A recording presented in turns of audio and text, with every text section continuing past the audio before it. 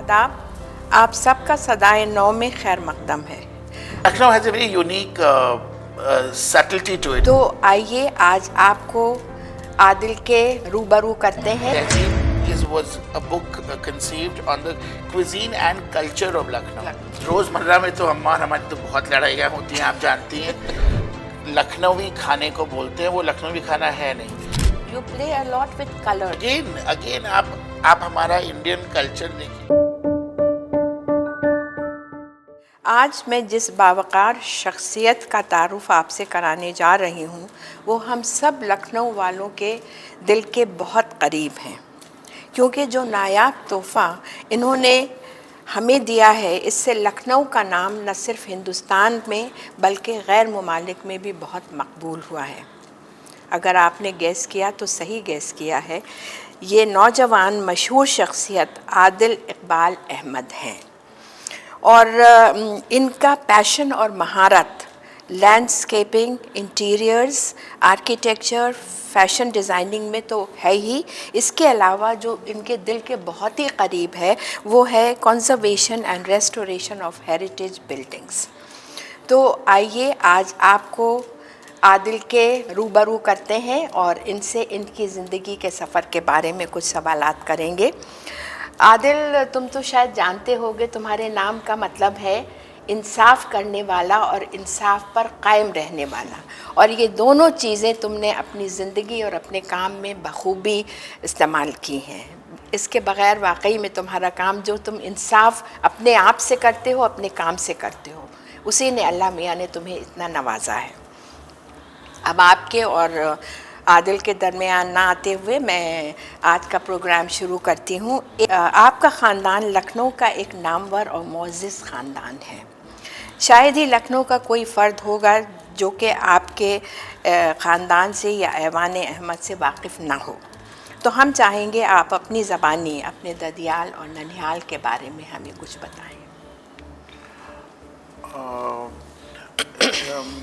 जहाँ तक मुझे पता है और जहाँ तक मैं जानता हूँ तो हमारे परदादा जो थे वो he was India's second and youngest chief justice in the British times in 1931, और वो यूनाइटेड प्रोविंसेस में रहते थे, इलाहाबाद में रहते। That was the capital of the United provinces, और he was knighted also by the king in 1931, and then he was chief justice for 2 terms.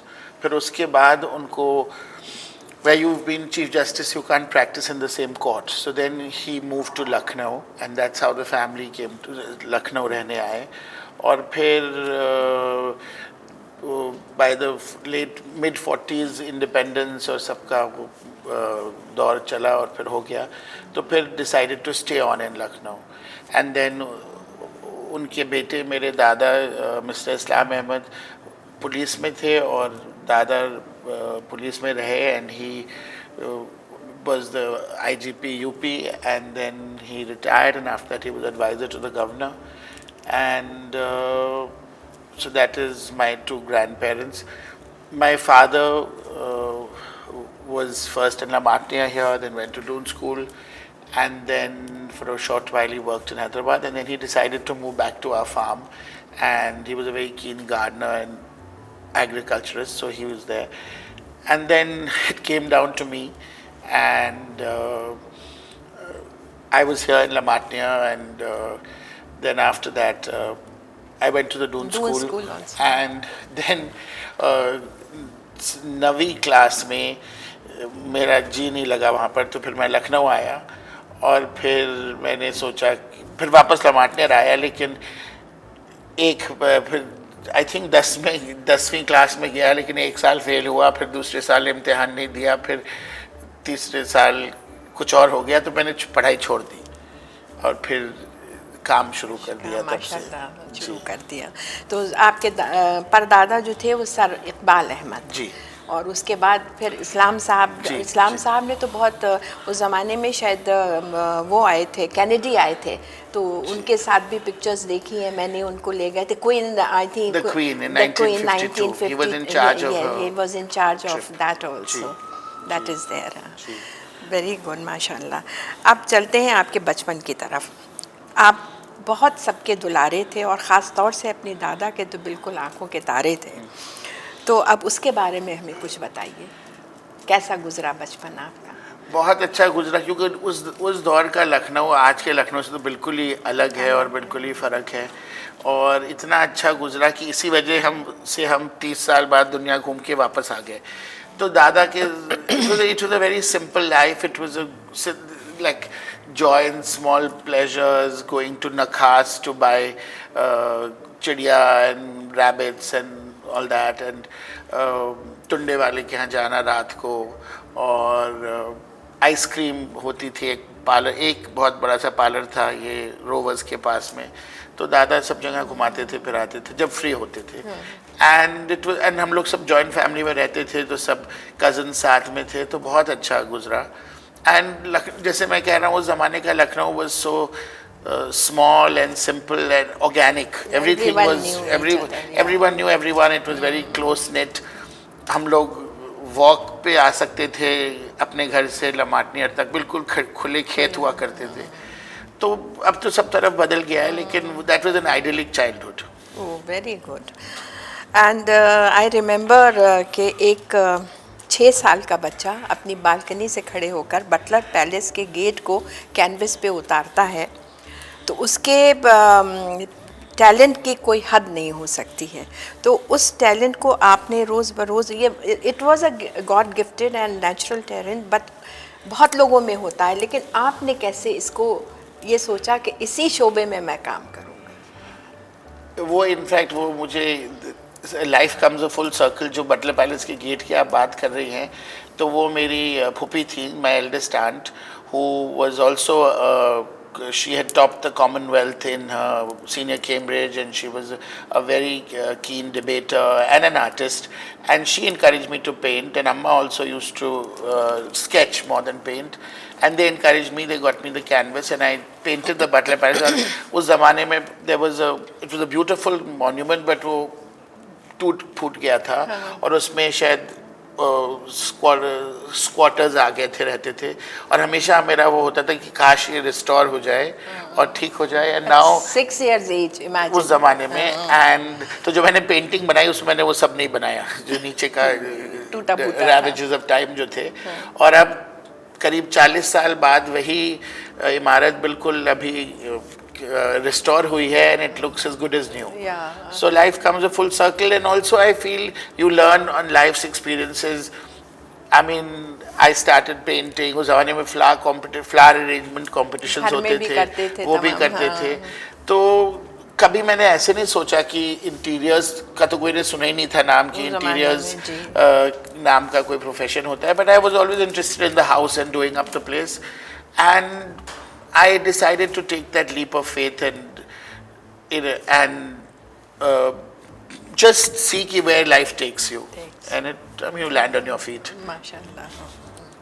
अच्छा, ये बताइए कि कुछ आप लमाटियर में भी रहे हैं, दून स्कूल भी गए हैं, तो वहाँ की कुछ अपनी मेमोरीज, कुछ अच्छी यादें हमारे साथ शेयर करिए। Lamatnia was very nice. हम सब cousins थे, जाते थे. It's a beauty, and for someone like me who was aesthetically inclined or evolved, it was a beautiful. I mean, इससे खूबसूरत तो शायद पूरी दुनिया में कोई ऐसा स्कूल नहीं होगा जो इतना architecturally and aesthetically designed है. तो it was a great treat to be in Lamatnia, and you got a window to the world because Claude Martin was French, so you got a sort of exposure to Palladian architecture and French outlook at such a young age. And then and at home we had the colonial influence, and our house being an Art Deco building. So it was a great experience. And then Doon School further honed one skill because it was a very cosmopolitan atmosphere, and the teachers and the students from all over, a lot of diplomats, their children, a lot of expats. So I think every experience and every opportunity in life teaches you something which remains in your subconscious. Yes. ये बताओ कि तुम्हें इस शोबे में जाने का inspiration और भी कहीं से मिला? मतलब घर का तो माहौल था ही, तुम्हारी फुप्पी, तुम्हारी अम्मी सभी एस्थेटिकली इंक्लाइंड एंड आर्टिस्ट, तो तुम जैसे कि हम कह रहे हैं कभी वो इंस्पिरेशन हो रहा होगा, लेकिन और देखते थे हम सब कुछ, लेकिन इट हैपन वेरी ऑर्गेनिकली। जो पहला मुझे प्रोजेक्ट भी मिला, मैंने स्कूल छोड़ दिया था और सब लोग कहते थे तो घास खोदेंगे, कि स्कूल भी छोड़ दिया, डून स्कूल भी छोड़ दिया, वापस लखनऊ में क्या करेंगे।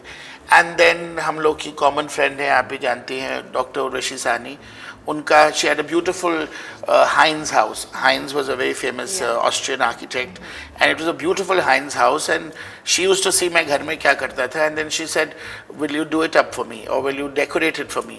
And I said yes. और अम्मा ने यहाँ तक मैं उनको बोला कि तुम पागल हो कि पूरा घर इनको दे रही हो, whatever, but she had that leap of faith and she gave it to me, and 3 महीने में हमने पूरा घर किया when I was I think 16 in 1993, so I was 16, and किया, बहुत अच्छे से हुआ और वो बहुत खुश भी हुई। एंड 16 साल की उम्र में 1993 मुझे उन्होंने, पहली जो मेरी कमाई थी 20,000 रुपये थी जो उन्होंने मुझे पे किया। तो 16 साल की उम्र, 16 साल, और तब से ही मैंने काम शुरू किया। उसके बाद नो लुकिंग बैक। जी, I think so. Then I realized it can be a viable option, and I decided to take it up as a hobby also and as a profession also. As a profession also, बिल्कुल बिल्कुल। अब जब तुम इस सफ़र पे निकल ही पड़े थे, तो तुमने फिर उसके बाद में जयपुर में, दिल्ली में, सब जगह अपना काम शुरू किया, तो वहाँ तुम्हारा क्या एक्सपीरियंस रहा? मैं जैसे बहुत लोग मुझसे पूछते हैं कि what is your favourite project और what has been your most challenging project. I feel I treat it like a journey. So I don't journey, and sometimes I say it's almost like being in a relationship. So every relationship or every journey has its own unique highs and lows. Yes. Rajasthan was very stimulating because I was working with someone very dynamic and who I always consider my aesthetic muse, Vasundhara Raje, because she was such a dynamic leader and she was young and she was very cosmopolitan in her outlook. That time she was chief minister. Yes, as chief minister, and she had new ideas. She wanted to do things out of the box. So I went there. First, I did the chief minister's residence. Then I did the secretariat. Then I did Royal Rajasthan on wheels, the palace on wheels. It was the equivalent of the palace on wheels, and there was a lot of encouragement and support from government, which is very tough to come by. If you usually work with government, there's only red tape and hurdles. Yeah. But with her, because she was so inclined and so evolved, it was a great experience. And then she encouraged us to do Bikaner House in Delhi, which we did, which was a derelict building in the middle of Lutyens, Delhi, and then it won the World Award from UNESCO for heritage restoration. So I think that was your first heritage restoration. No, I restored other private palaces for private individuals, but as a Dholpur also. Ji, Dholpur and other Raj Mahal in Jaipur, but the public building which we got the award for was Bikaner House. Oh, it's really and now it's become a very important cultural hub in Delhi, and and for 30 years it was lying derelict. Oh. And the historical fact of that is that when Mrs. Gandhi became Information and Broadcasting Minister, because she was minister before she became Prime Minister, that used to be her office. And after that, when she became Prime Minister, it just fell into disrepair. And then 30 or 40 years later, when Vasundhara Raje was in power, she decided that why not open it to the public and make it into an interactive space for people to use, and it's still being used as that. Very good, माशाल्लाह। अच्छा, ये बताओ कि जो तुमसे मिलता है वो तुम्हारा फ़ैन हो जाता है। उम्र का इसमें कोई बंधन नहीं है, छोटे बच्चों से लेकर हमारी उम्र तक के लोग, they are all your fans. तो इसका क्या राज है? आई थिंक अगर if you are true to yourself और आप कुछ होल्ड बैक नहीं करते और अपना जो दिल में है वही दिमाग में है और वही ज़बान पे है, तो there is a kind of openness and free. It's liberating for oneself also. Yes. And I think it's also something which people sort of vibe with or get a good feeling that you're at least honest. Yes. So, I mean, in fact, now I'm learning to be a little more discreet about my honesty. But yeah, I believe that it's good to be open and if you are कुछ honest, दिल में नहीं and if रखना। you're true to yourself and honest, I think basically people like you, yeah. yeah, that is the thing. अच्छा, वो तो सब है, तुम किसके फैन हो? कुछ तो होंगे। You know, I don't want to sound arrogant and say कि मैं किसी का fan नहीं हूँ, but I mean, किसको? over time you are inspired by people's lives or by people's writings or people's actions, but कोई ऐसा in particular वो कोई नहीं। खास तो मतलब I mean aesthetically interiors division में कोई और है or someone for his writing or you know someone for their thoughts, but not anyone in particular who's some idol or something. Something like that. Okay. तुमने बाहर के मुल्कों में भी काम किया है, प्रोजेक्ट्स किए हैं, एंड वो एक्सपीरियंस कैसा रहा तुम्हारा? You know, experience लंदन में, आई थिंक जी, नेपाल में, जी, एंड अदर जी, प्लेसेस जी। आल्सो। एक्सपीरियंस तो सब, जैसे मैंने कहा कि हर प्रोजेक्ट का या हर घर का या महल का या जो भी, सबका अपना यूनिक पर्सपेक्टिव होता है, यूनिक बैंडविड्थ होता है। तो वहाँ पर मैंने एक चीज़ सीखा, you have to be very patient. वहाँ पर आपको एक पर्दे बनाना है तो 4 महीने बाद बन के आएंगे। अच्छा। हाँ, कि वो आप आज ऑर्डर देंगे तो 4 महीने बाद आएंगे। तो मैंने थोड़े प्रोजेक्ट तो किए, उसके बाद मेरी तो जान निकल गई। मैंने कहा I cannot be in this, there is a kind of arrested development which it's very tedious. And we in India, लोग कहते हैं कि इंडिया में जुगाड़ से सब कुछ हो जाता है। वहाँ तो एक स्विच लगाना है तो उसके लिए 3 लोग आएंगे, फिर 3 परमिशन लो, फिर करो। सो it was not a very pleasant experience, इसीलिए मैं ज़्यादातर तो छोड़ दिया। आई एम हैप्पी टू मैं सप्लाई करता हूँ अपना सामान, बट अब मैं प्रोजेक्ट नहीं करता वहाँ। अच्छा, वहाँ पे नहीं कर रहे हो। It's very tedious. तुमने जो राजमहल रिस्टोर किए और इनको होटल्स में तब्दील किया, कुछ बड़े ब्रांड्स के साथ भी काम किया, तो उसका क्या राज है? If you ask me, Raz, though I truly believe that it is divine intervention and it's not me, it is the Almighty who blesses work. Again, if you work with honesty and you work with dedication, so I believe it is by God's grace. I've worked with lots of people, but you know, I'll tell you, for me, जब मैं project लेता हूँ तो I don't see कि आप कौन है या क्या है. If the project is interesting, I take it. And चाहे वो 1000 square foot का हो, चाहे 1,00,000 square foot का हो, अगर interesting होता है, I take. If I mean, in fact, I think I have turned down very big projects and taken very small projects, and they've been so much more fulfilling. So, and as for celebrities, as I said, I'm very happy for them to be celebrities, but I treat everyone as an equal, and I mean, I'm sure they are at the top of their game, but for me, any project is the same. I mean, and as I said, you can find that happiness in a grain of sand. So, like, and as you will see, अगर आप, मैं बहुत साल दिल्ली में एक बड़े से घर में रहा और बहुत बड़ा था, और फिर जब मैंने 5 साल पहले डिसाइड किया कि मैं लखनऊ मूव करूँगा, अब मैं दिल्ली में रहता हूँ एक छोटी सी, जैसे मैं तो खोली बुलाता हूँ, because it is just 900 square feet, but it's fabulous. I'm delighted to be there. Yeah. So big and small or famous or not famous is not important for you. Very true. Well, तुम कहीं भी settle हो सकते थे, मतलब रह सकते थे, लाइक दिल्ली, बम्बई, लंदन, फिर तुमने लखनऊ को ही क्यों चूज किया? 2 वजह थी। एक तो अम्मा यहाँ पर थी और अम्मा ने तो बोल दिया था कि वो किसी हाल में लखनऊ नहीं छोड़ेंगी, और दूसरी वजह से कि हमारा घर था यहाँ पर, जो हमारा एंसेस्ट्रल होम है ऐवान अहमद, तो हमें इतनी अच्छी मेमोरीज थी to make it a happy home and a pleasant place for Amma to live in, because it was such a happy home when she got married in 1970.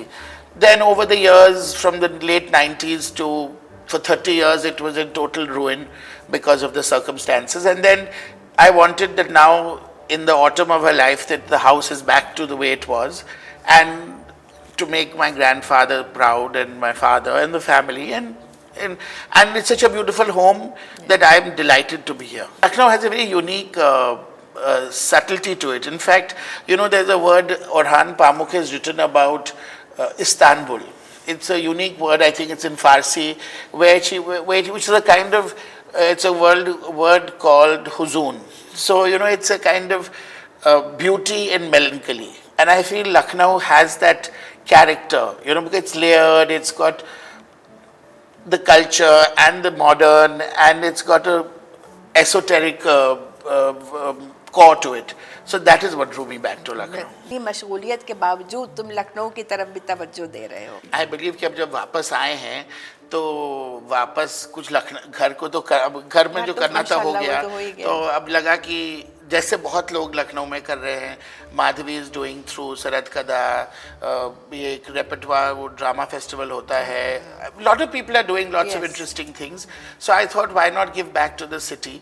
And for some reason I don't know why Lucknow market नहीं हुआ है अच्छे से, या बेचारे UP को हर वक्त बस कहते हैं कि अनसेफ है, ये है वो है, बट जो लखनऊ आए हैं वो लोग तो बिल्कुल फिदा हो गए लखनऊ पे, और वो बिलीव नहीं कर पाते कि यहाँ पर लखनऊ में पहले जब हम गुजरात को भी ला रहे थे तो पहले वो लोग कह रहे थे कि हम लोग सेकंड टियर सिटीज़ नहीं आते। मैंने कहा आपके दिल्ली के 10 कदम आगे हैं हम लोग, कि सेकंड टियर तो दूर की बात, ये तो 10 कदम आगे। लक्स पॉपअप किया यहाँ पर फैशन का, तो वो लोग इतना खुश हुए कि अब वो लोग 3 महीने बाद हम उसका दुगना साइज का शो कर रहे हैं दिवाली पे, और सब वही लोग अब उल्टा हमारे पीछे पड़े कि हमें आने दो, हमें आने। मैंने कहा कि they are vying to come back to Lucknow.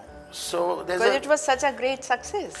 It was a great success, and they were so wowed by the crowd and by the people who came, and they were so also they discerning of the difference between the average buyer in a city like Delhi or a metro city vis-a-vis Lucknow, that they said such polite, gentle people. So that was a great pleasure to hear that about Lucknow and our city. मतलब अपनी तहजीब तमद्दुन को तुम फिर से वापस लाने की मतलब है, अभी भी वापस लाना क्या, वो अभी भी है, हाँ, लेकिन उसको रिवाइव करने की ज़रूरत है। बिल्कुल सही कह रहे हो तुम। अच्छा, इस लंबे सफ़र में तुमको कुछ मुश्किलात, कुछ तकलीफ़ों का भी सामना करना पड़ा होगा, तो वो मतलब क्या, किस तरह से? देखिए, मुश्किलात तो सबकी ज़िंदगी में आती हैं, और अगर बुरे वक्त ना आए तो अच्छे वक्त का कैसे पता चलेगा। और जब बुरा वक्त कटता होता है तब तो लगता है कि कभी ख़त्म ही नहीं होगा, और जब ख़त्म होता है तो लगता है कि कुछ हुआ ही नहीं। So I am by nature an optimist, I wake up happy. दूसरी चीज़, इनका दस्तरख्वान जो है वो कोई देख ले तो वाकई में मतलब जिसको भूख ना लगी हो वो भी खाने बैठ जाएगा। माशाल्लाह इतने लवाजमात होते हैं, इतनी डिशेस होती हैं और इतनी खूबसूरती से प्रेजेंट की जाती हैं, और इतनी उम्दा क्रॉकरी कटलरी के बस मतलब देखने से ताल्लुक़ रखती है। तो अच्छे खाने का और सबका तो तुम्हें शौक़ है ही, इसीलिए तुमने अपनी फैमिली रेसिपी बुक जो वो पब्लिश करी तहजीब, तो वो बहुत ही पॉपुलर हुई, फिर उसके तुम्हें दूसरा एडिशन निकालना पड़ा। तो इतना वो तुम्हें कैसे ख्याल आया कि मैं इसको लोगों तक पहुंचाऊं भी? मेरा इसलिए ख्याल आया कि जब हम दिल्ली में रहते थे तो ये सब दिल्ली वाले जो लखनवी खाने को बोलते हैं वो लखनवी खाना है नहीं, और जो ये कबाब, बिरयानी, पुलाव जो ये लोग बुलाते हैं, it's not Lucknowi food. And जब अम्मा की सालगिरह 75th बर्थडे हो रही थी तो मैंने सोचा what to create which would be a good give back to people who are coming to the city, that they get to appreciate our real cuisine of the homes of Lucknow and our culture. So Tehzeeb was a book conceived on the cuisine and culture of Lucknow. Vis-a-vis a family, vis-a-vis our family. So that was the inspiration to put out that book, and to celebrate, in celebration of Amma's 75 years and the life we lived at home. And then it was a great success. It won many awards. And then Rolly Books, my publisher, said, why don't you do a sequel to it? तो जब हमने पूरा घर ये restore कर लिया था तो सोचा कि एक और करें, तो उसको अम्मा की 85th बर्थडे के लिए हम लोगों ने किया, एंड माशाल्लाह it was very well received. So वो इंस्पिरेशन था, and yes it's work very well because उसमें बड़ी सिंपल रेसिपीज हैं। उसमें सिर्फ पुलाव मुतंजन नहीं है, उसमें तुरई की सब्जी भी है और करेला भी है, तो इट्स अ एवरीडे क्विजीन। हर वक्त तो नहीं लोग घर में सिर्फ पुलाव और कोरमा खाते हैं। So it's a very, and विलायत तक में लोग, क्योंकि मैंने वहाँ बुक शॉप्स में देखा है और जो लोग वहाँ गए हुए हैं वो लोग बहुत आसानी से उससे पका सकते हैं, because they tried and tested recipes, बिल्कुल। So it's worked well. मैंने तो सिर्फ डिज़ाइनिंग मैंने किया, मेरे पब्लिशर्स रोली बुक्स थे, और उसमें रेसिपीज ज़्यादातर मेरी फूफी हैं थी फरत अम्मा, उनकी है रेसिपीज, क्योंकि वो बहुत प्रिसाइसली लिखती थी, जैसे एक लौंग 2 इलायची, उस बहुत, तो उनकी बहुत सारी रेसिपीज थी, बहुत फैमिली से उन्होंने जमा की थी। और मेरी खाला हैं अम्मा की कज़न सबा आपा, उनकी रेसिपीज़ थी, और 1-2 यहाँ वहाँ की recipes. So they were tried and tested and very well written, so it was not tough to put them down. जी, एंड जहाँ तक आप बोल रही हैं घर की पार्टीज़ के बारे में, वो by God's grace we have very good staff. हम तो मेहमान की तरह नीचे आते हैं और सब तैयार रहता है। हाँ, बड़ी से बड़ी दावत हो तब भी मालूम होता है कि सब चीज़ तैयार है जी, क्योंकि इंस्ट्रक्शंस इतने क्लियर होते हैं। नहीं, इंस्ट्रक्शंस क्लियर होते हैं, और हम लोग नहीं बिलीव करते इंटरफियर करने में। अब वो लोग, it's again, जिसका it's, जो शोभा है उसको, and trust and confidence. If you have, I believe in life, be it a client, be it a staff member, be it a relationship, if you have trust and confidence in the other person, they never let you down. That's my experience in life.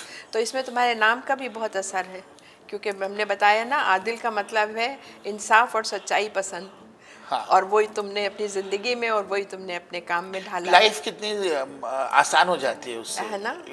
you don't have to be going round Thinking, and round. yeah. Such a waste of, you can, that's what I always say, I always, लोग कहते हैं, Constructive you know, it's always better to, अपना अगर brain लगाओ तो macro पे लगाओ, ये माइक्रो लेवल पे कि 2-4 चीज़ों के पीछे क्यों अपना वेस्ट दिमाग करें। बिल्कुल बिल्कुल। अब जो हमने देखा within, as you said, within 10 years the change of spiritualism which has come to you, and इतने ज़्यादा गॉड फेयरिंग तो तुम थे ही, लेकिन अब इतने स्पिरिचुअल हो गए हो, और हर मजहब में तुम्हें अकीदा है।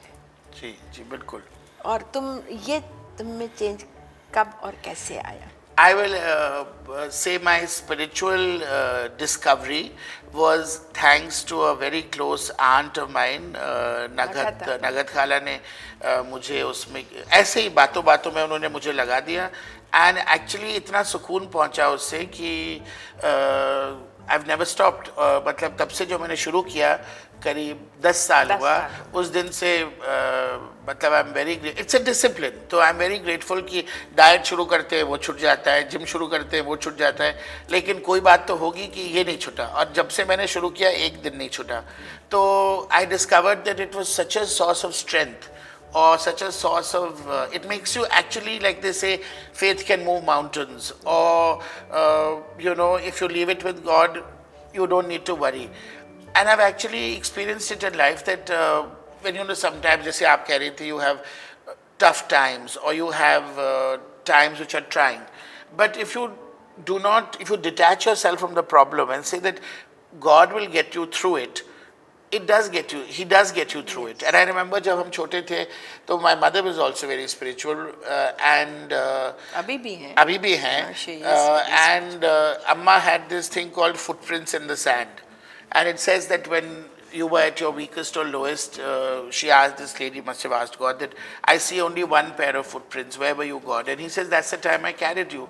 And actually when you have to hit rock bottom, and you have to be really down in the dumps to experience true spiritualism. And once you experience that, these man-made problems and man-made foibles and frailties don't bother you at all. Yeah. They become so inconsequential. नहीं, but सब मजहबों में तुम्हें अकीदा है। बिल्कुल, वही तो मैं कह रहा हूँ, from Christianity to, I'm a great believer of Hanuman ji and Sai Baba, and again Ganesh ji की इतनी खूबसूरत मूर्ति जो तुम्हारे यहाँ घर के, even Buddhism, Buddha ki, that enlightens the entire corridor of yours. But see, the thing is that if you go to the core of any religion or discipline, God is infinite and indivisible, in whatever, everywhere. So it's the same in every religion, and once you reach that point, we human beings create these statues or these places or whatever to sort of, you know, attune ourselves to it. But once you move ahead of that, then it's all, you know, one with the divine. Yes, the Yeah. one God is ji. there. अच्छा, तुम जैसे काम में तो जाहिर है तुम्हारा that is the main thing, उसी के बिना मतलब एक जुनून तक है तुम्हें उस काम का, लेकिन शाम को या किसी वक्त अपने दिमाग को सुकून देने के लिए या अपनी खुशी के लिए या अपने एंटरटेनमेंट के लिए वो तुम्हारे लिए क्या अलग अलग तरीके हैं? देखिए, जैसे कल शाम को मैंने कुछ तस्वीरें खरीदी थी, तो उसको मैंने फ्रेमिंग के लिए दिया था। तो दिन भर मैं रुका था कि वो आएंगी फ्रेमिंग से, तो वो फ्रेमिंग से आई वापस, फिर उनको टांगा, फिर फूल लगाया, फिर कमरा सजाया उसके अराउंड, तो शाम कट गई। That is perfect evening. कुछ लोग बाहर जाते हैं, कुछ लोग पब जाते हैं, मैंने यही किया, इसी में मुझे अच्छा लगा। और कोई ना कोई आ जाता है घर पे, सो लाइक माइंडेड पीपल। हमारा घर तो आप जैसे जानती हो तो क्लब के जैसा है, हम लोग शाम को जो भी फ्री होता है वो आ जाता है। जो कल हम लोगों ने वहाँ से पुराने लखनऊ से वो कुछ रोल्स मंगा लिए, कुछ बिरयानी मंगा ली, एक कुछ पुराना चाइनीज़ रेस्टोरेंट है वहाँ से चिली मटन मंगा लिया। और शाम the simple joys of life, you don't have to go to a 5-star hotel or go to a huge party. It can just be just evening spent with friends doing constructive stuff. For me, that's the perfect evening. Okay, that's the thing. तो hobbies क्या हैं तुम्हारी इसके अलावा? My life, my work is my hobby. That is the great, मतलब वो तो सबसे, I mean, मैं तो हमेशा उसके लिए I thank God and I'm so grateful that you know I see people जो work is like a chore for them or drudgery for them, and for me तो I wake up for that. I mean, it's my hobby, it's my passion, it's everything. And whatever I do, like I say, I'm the jack of all trades. I like to make clothes also, I like to make jewelry also, I like to make light. I mean, so it's just the pursuit of beauty or the pursuit of creation, I think. मतलब एक नज़र में तुम इंसानों को तो बहुत अच्छी तरह से बिल्कुल जान जाते हो कि कौन कैसा है, और इसके अलावा मतलब हर चीज़ को तुम एक नज़र में परख लेते हो, चाहे वो हीरे जवाहरात हो, चाहे वो एंटीक हो, चाहे कुछ हो। तो ये तुमने कैसे? जब तक हम लोग छोटे थे और जब एक उम्र तक 1993 में दादा का इंतकाल हुआ, व्हेन आई वाज 16, एंड उसके बाद अब्बा का हुआ उसके 2 साल बाद, तो I was about 19. So from a very young age I had to learn to be discerning and learn to live by my instincts, and also judge people, because you know, you're on your own, and for 30 years I have lived all by myself and lived with my judgments without a father or a godmother or a support. So then obviously, जैसे कि आप देखिए कि if someone is visually impaired or hearing impaired, some other faculty gets much more yeah, stronger, developed, yes. developed. So same way for me, my instinct has always worked and held me in very good stead. So it starts gradually, and sometimes जैसे आप कह रही हैं कि you know, दिल कभी, like the mind says something and the heart doesn't want to believe it, and when I have not believed it, I've had a problem. So now today, at this age or stage of my life, I've learned to go with my instinct and trust my instinct more, and it works. So basically by experience, again life teaches you. माशाल्लाह, yes. अच्छा, अब ये बताओ कि तुम्हारे जो माशाल्लाह antique collection है, कारपेट, शॉल्स, क्रॉकरी, कटलरी, मतलब name anything and it is there, और तुम उनको ऐसे ही नहीं लेते हो, उनके बारे में उसकी तह तक जाके फिर उनको ख़रीदते हो। तो ये इतना ज़ख़ीरा जो तुम्हारे पास है एंटीक्स का, तो ये कैसे तुमने जमा किया? You know, आप दोबारा नहीं, आप ये मानेंगे नहीं, लेकिन मैं कोई चीज़ को एंटीक समझ के या महंगा या सस्ता समझ के नहीं लेता हूँ। जब मेरे पास कोई चीज़ आती है, अगर मुझे वो अपील करती है और जिस जगह के लिए मैं सोच रहा हूँ उसको अगर वो फिट करती है, तो मैं ले लेता हूँ। जैसे कि मैंने शायद उस दिन आपको घर पे दिखाया था कि एक वो लखनऊ की स्काईलाइन की मॉडर्न पेंटिंग थी। इत्तेफाक से मैंने उसको ले ली और फ्रेम करवा लिया, और ये पता भी नहीं था कि कहाँ लगाएंगे। और जब वो फ्रेम होके आई तो जहाँ पर उसको टंगी है उस नीश में लगता है कि उसके लिए बनाया गया था।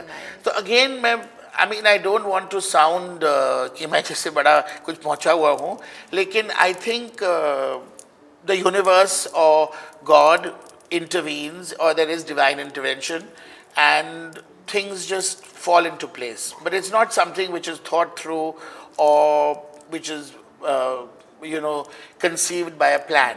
And as for the eye, your eye gets trained over the years. अब मैं करीब 35 साल से तो ये काम कर ही रहा हूँ, तो वो आई ट्रेन हो जाती है। जोरी की हीरो में हो जाएगी, कि फैशन डिजाइनर के कपड़ों में हो जाएगी, तो मेरी so as I am the jack of all trades, तो 3-4 चीजों में हो गई। King of all the trades, not jack at all now. And माशाल्लाह जो कारपेट तुमने अपने डाइनिंग रूम में डाला है, it has match so well that you know, बहुत ही खूबसूरत। मेरा दिल नहीं माना, तो मैंने कहा कि ये अपने को and huge, it is very big and that is also antique.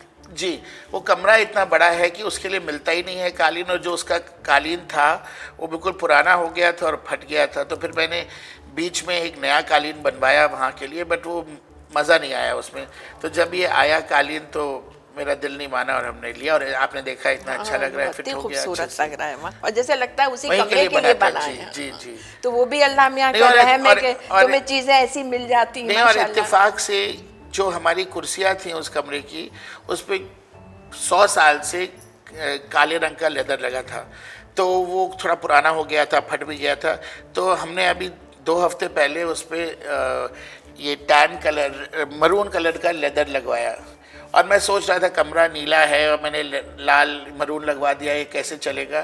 तो इत्तेफाक से जो ये मैंने कालीन खरीदा है, तो बीच में नीला है, उसका बॉर्डर मरून है। तो आई मीन इत्तेफाक, the two things just matched and there was no plan. अब कोई आके सोचेगा कि मैंने मैच किया है, लेकिन मैंने नहीं किया है, बस हो गया वो। तो बस, तो अल्लाह मियां भी मदद करते हैं इससे तुम्हारी, माशाल्लाह। वही तो मदद करते हैं, और कौन करेगा। और एक तुम मिसाली बेटे हो माशाल्लाह, अपने वालिदैन की जो इज़्ज़त और जो तुमने वो रखा है, वो वाकई में आजकल के ज़माने में तो बहुत मुश्किल है। अब तुम अपनी वालदा के लिए, मतलब उनको सर आँखों पे अगर वो किसी चीज़ की तरफ इशारा भी कर देती हैं, तो वो ख्वाब व ख़याल में भी कह देती हैं, तो वो चीज़ उनके लिए तुम बिल्कुल कहीं से भी लाके उनको दे देते हो।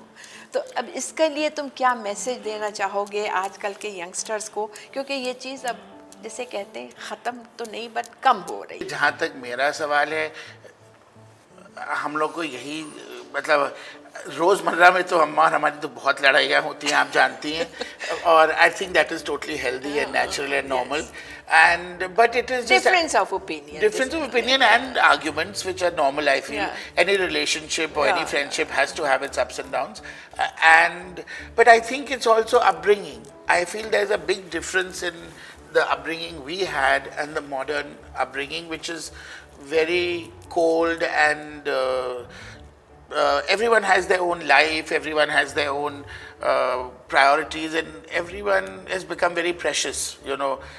पहले हम लोग को मार भी पड़ती थी, डांट भी पड़ती थी, तो उससे सुधर भी गए और सीख भी लिया। आजकल ना माँ बाप सिखाते हैं, ना बच्चे सीखते हैं, और इतनी कम उम्र में सब आजकल तो बाहर चले जाते हैं, या मतलब उसमें नहीं, तुम लोग भी गए बोर्डिंग हाउस, मतलब गए, बट हाँ, I think, but also I think the, you know, there's been a breakdown of the joint family system, the family system. हम लोग को तो मतलब there was a lot of बचपने से we grew up together. You grew up, when you live in a joint family, you learn to share, you learn to coexist, you learn to care. So I mean, because it's the only way I know, so I don't know सही है या गलत है या क्या है, but it's the only way one knows, and I just feel one is so blessed, you know, that you have your parents and that you have someone to at least tell you the difference between right and wrong, or to check you or to correct you, which is great. नहीं, एक तकवीयत रहती है, ये कुछ भी है तो there is someone कि भाई जाहिर है दुआ करने के लिए या कुछ भी, look up to them, because जो वो तुम्हें देंगे एडवाइस वो तो कोई नहीं दे सकता है, जाहिर है। And you also, and I also feel that we were the last of the generation who grew up with a kind of traditional Indian culture and upbringing. आजकल तो जो लोग कहते हैं मॉडर्न एंड कॉस्मोपॉलिटन, और ये नहीं है कि विलायत में कल्चर नहीं है वो, बट फॉर सम रीज़न जो हम लोग we pick out the worst और the lowest from other cultures, because I mean it is a question of I think if you do not have the influence of culture and tradition, then you're rootless. You're nowhere. So I feel that's why I try my basic little things. जैसे कि घर में आपने देखा होगा, वो घर तो दादा दादी का बनाया हुआ है, जैसे भी मैंने रिस्टोर किया हो, बट दादी को फिगरेटिव आर्ट से वो नहीं था, क्योंकि तो इस्लाम में नहीं होता है। तो मेरा तो दिल बिल्कुल नहीं मानता कि कभी मैं कुछ लगाऊं दादी का में जो चीज़ उनको ना पसंद हो। So just respect for your past, for your traditions, and being progressive and looking towards the future, but obviously keeping the best of the past and taking it into the contemporary. Very good. Architecture का या culture का या तहजीब तमद्दुन का कितना असर तुम्हारे काम पे पड़ा? देखिए, अवध का कल्चर तो आप जहाँ तक इन द प्योरेस्ट फॉर्म समझें, आई फील द डिके और the decline of Lucknow started 100 years before even the rest of India.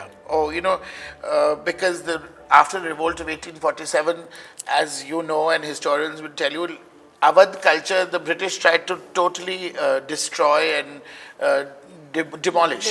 So what remained was, yes, a little bit of the Indo-Saracenic architecture and Indo-Saracenic culture, and with the colonial influence. So I think it's that amalgamation of the whole thing which affected and influenced me, and also the traditional home in which one was brought up. So I mean, it's a mixture, but it's a rooted upbringing in the culture of your city or your Lucknow. I feel Lucknow has a unique aesthetic, unique culture, unique outlook, I feel. You play a lot with colors.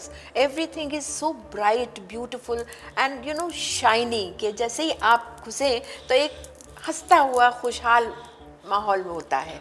तो वो मतलब तुमने क्या वो सोच के? देखिए, again आप हमारा इंडियन कल्चर देखिए या इंडियन डेकोरेशन दिखाइए, from Mohenjodaro to Harappa to Ajanta to Ellora to the Taj Mahal और to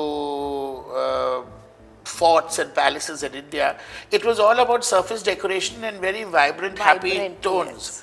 So that is what inspires me. आजकल जो थोड़े लोग ये grey and beige and grey beige, that is an alien sensibility. वहाँ इतनी ठंडी कंट्रीज होती हैं, उसमें वो काला पीला करते होंगे, लेकिन हम लोग में तो रंग रोगन है, तो क्यों ना रखें? बिल्कुल। आजकल जो वो chrome and metal and grey and beige and black, it's not my sensibility. जब पता ही नहीं तो क्यों ट्राई करें? और क्या, बिल्कुल सही कह रहे हो। अच्छा, तुम्हारे जो माशाल्लाह इतने सारे अवार्ड्स हैं, तो उसके बारे में तुम्हारा क्या कहना? ख़ास तौर से जो आर्किटेक्चरल डाइजेस्ट में तुमने मकाम हासिल किया और उसको इतने साल उसी लेवल पर बरकरार रखा, that is a great thing. तो उसके बारे में बताओ। जो ये आर्किटेक्चरल डाइजेस्ट की आप बात कर रही थी, तो ये लगातार से 10-12 साल से अवार्ड चल रहे हैं। हाँ। तो 10 साल से एक कैटेगरी है जिसमें all the top interior designers and architects of India, हम लोग सब लोग थे, हम उम्र लोग थे सब लोग, कुछ थोड़े हमसे बड़े, कुछ हमसे थोड़े कम उम्र। अब पिछले साल 2 साल हुआ जब वो आया, तो मैंने देखा तो उसमें मेरा नाम नहीं था, तो मैंने कहा अच्छा ये क्या हो गया। तो मैंने सोचा ठीक है, अब इतने साल हो गया, वो कहीं यू कैन बी एवरीवेयर, ठीक है ना यू। फिर जब मैं आगे बढ़ा तो एक कोई कैटेगरी थी हॉल ऑफ फेम, तो उसमें मैंने अपना नाम देखा, तो और देखा कि जो उसमें लोग थे, they were stalwarts of design, but they were much older than me. तो मैंने कहा वो गॉड ये क्या हो गया? तो मैंने फॉरेन एडिटर को फ़ोन किया, मैंने कहा ये आपने क्या किया? मैं तो अभी इनके सामने बच्चा हूँ, आपने मुझे यहाँ क्यों डाला? आप मुझे वापस करिए वहाँ पर। तो उन्होंने कहा कि ऐसा तो नहीं हो सकता, अब 10 साल के बाद either you can be out or you have to be in the hall of fame. तो मैंने तो बहुत लड़ाई झगड़ा किया, मैंने कहा अभी मैं काम कर रहा हूँ, मैं कोई हॉल ऑफ फेम के बाद तो रिटायर का होता है, तो कब तक तुम लोग मुझे हॉल ऑफ फेम में रखोगे? तो अभी 2 साल तक तो रखा है, अब देखिए इस साल क्या होता है। नहीं, इंशाल्लाह इस साल भी होगा। तो और जो इंटरनेशनल अवार्ड्स जो तुम्हें मिले हैं? International awards, the UNESCO award was a group award. We got the building got it, and because of that we got it. And design awards, from different publications. I've never treated it as a destination, and I hope I keep going to interesting places on this journey, and that's it. अभी जहाँ मैं हूँ, I mean, अल्लाह की शुक्र से I am eternally grateful to God, eternally grateful to universe कि जहाँ मैं हूँ ना, जैसे मैं बोलता हूँ बहुत लोगों को, ना मुझे कोमो जाना है ना कपरी जाना है, मैं लखनऊ में बहुत खुश हूँ और यहीं रहना चाहता हूँ। ये हम लोगों के लिए तो बहुत बड़ी खुशखबरी है माशाल्लाह। इनकी महफिलों में जाकर इतना अच्छा लगता है कि हम आपको क्या बताएं। तो ये तुम्हारा लेकिन मेरी महफिल ही नहीं है, आप लोग सब लोग महफिल को बनाते हैं, हम तो देखते हैं बाहर से। बहुत शुक्रिया। शुक्रिया, Thank you. अल्हम्दुलिल्लाह।